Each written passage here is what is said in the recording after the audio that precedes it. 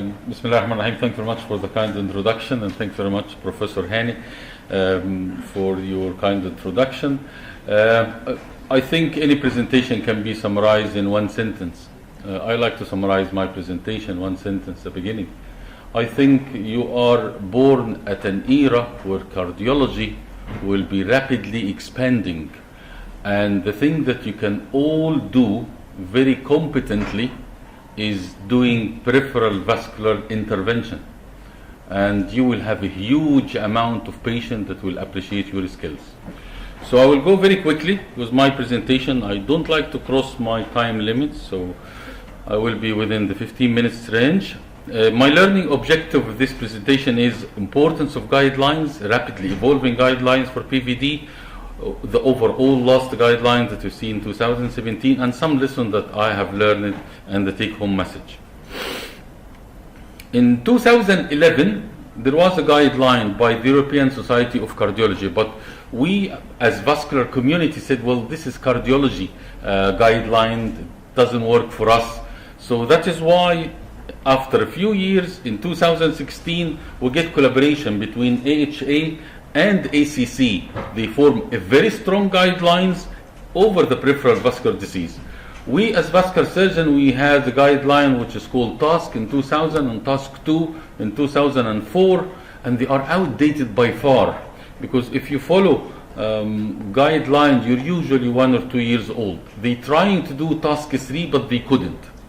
So you see the sequence, 2011, another guideline 2016 from two big authorities. Now the beauty is the last guideline was 2007, because this is not just from European Society of Cardiology, but in collaboration with ESVS, which is European Society of Vascular Surgeon, which means everything that I will say in guideline have approval of vascular surgeon and the cardiologist.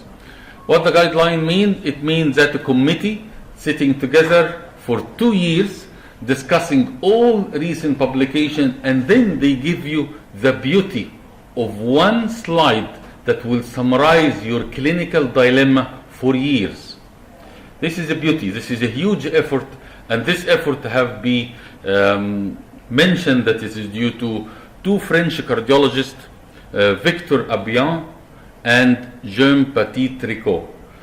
Both of them have spent 2 years studying all publication over peripheral vascular disease, and the beauty they give us without any effort from us. So this is the 2000 guideline. It's about 60 pages. It will be unlogic to summarize them over the next 10 minutes, but I will have a glimpse of what these slides will solve, and I would advise you to go and download it over the internet. Now the overall plan language has changed. We have class 1 strong recommendation. Now we have a class 2A for moderate and 2B for weak, and even the class 3 now become 3 to benefit and 3 harm. So even the language have changed in class 2 and B. Now the level of evidence have also changed. Now we got BR, which is B randomized, and B non-randomized. This is a new language in 2017. And level C evidence become 2, level C evidence of limited data and level C expert opinion. So the language is more sophisticated. This is important. Now there is gaps of evidence, because if you see, half of the recommendation we have is level C of evidence. This is half of them. So doesn't mean that you have a strong, but we got 16 of level A. So there is still work to be done over the next few years. What this topic cover? It actually cover everything except the heart. It cover the aorta, the renals, the lower limb, the upper limb.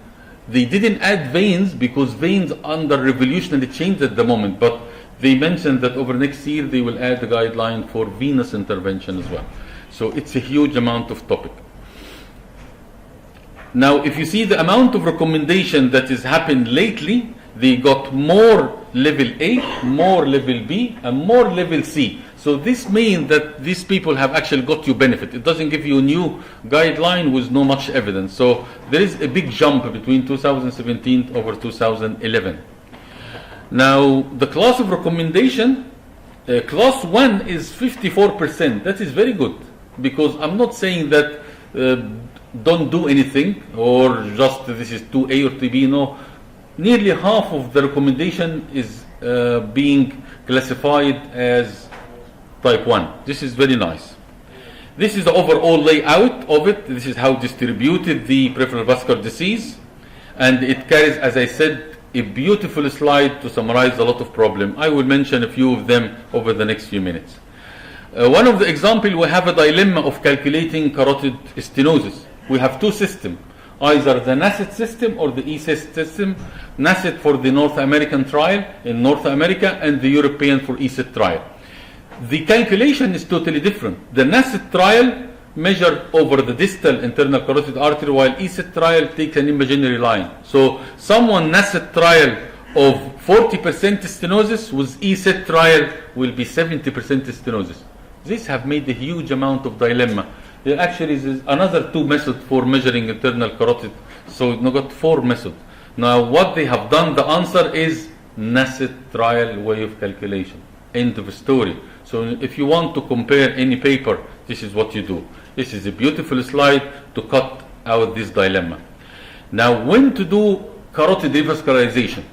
If you got TIA or someone with amaurosis fugax, when do you do his carotid stenting or carotid endarterectomy? This was a bit of dilemma, because in UK you appoint a vascular consultant if you got waiting list for carotid over 6 months.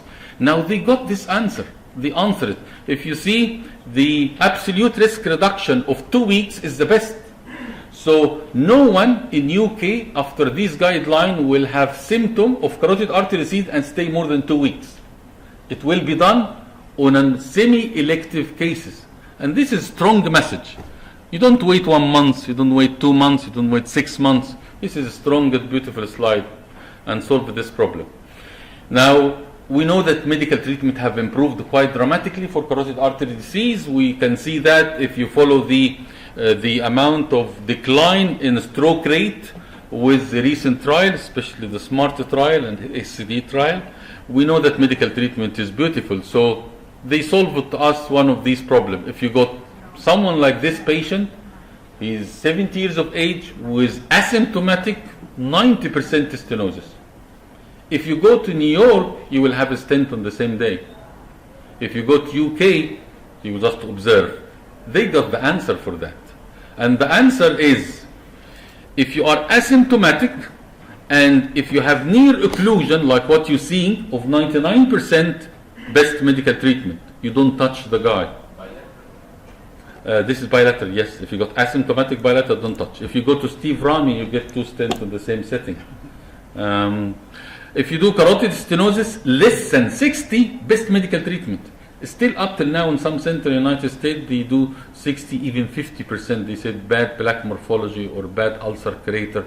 Now we got an evidence, don't touch this guy. What about the one from asymptomatic 60 to 99? If you have life expectancy more than 5, then you get either carotid endarterectomy, which is class 2B, 2AB, or carotid artery stenting with medical treatment class 2BB. So carotid stenting is here to stay. It is as strong as carotid endarterectomy. And this is a strong message. And this is with the approval of ESVS. This is not just the cardiology community. So the use of carotid protection, again, in some center in Germany, they don't use carotid protection for carotid stenting, like Klaus Matthäus in Hamburg.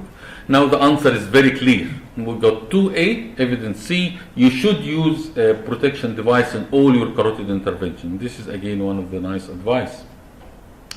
Over the next 5 minutes, I will finish quickly. What about symptomatic cases?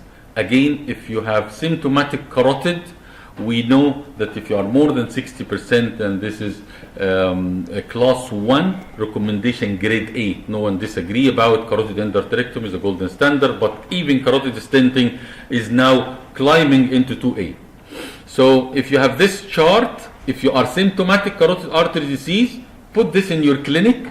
You will see, I'm sure, a lot of carotid stenosis, and apply it to your patient from today.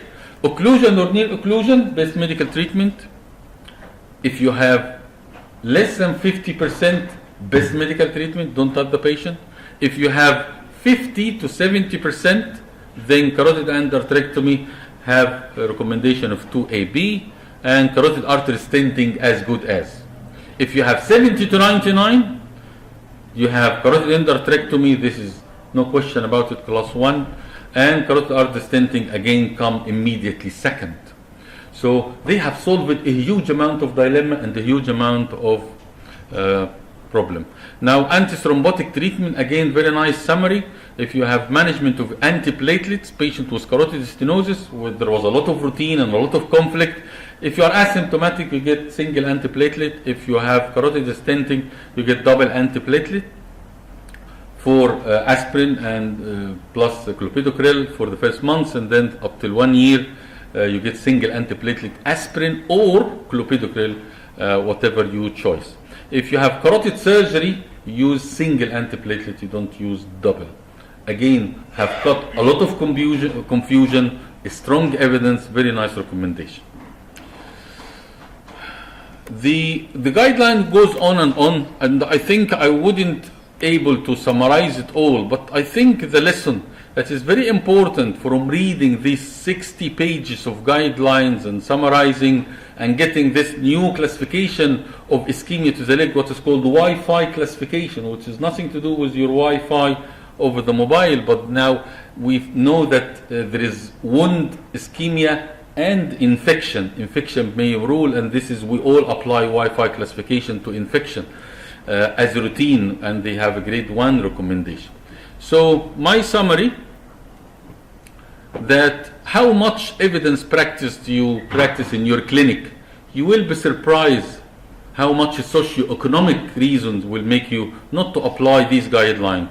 But if you know that actual fact, 60% of your decision will rely on socioeconomic, unfortunately, not just here, but also in Europe, and 40% only depend on your evidence-based medicine.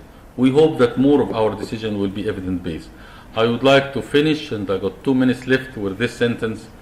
The best advice I ever got was that knowledge is power, and to keep reading is the best advice, by David Bailey, historian from UK. Thank you very much.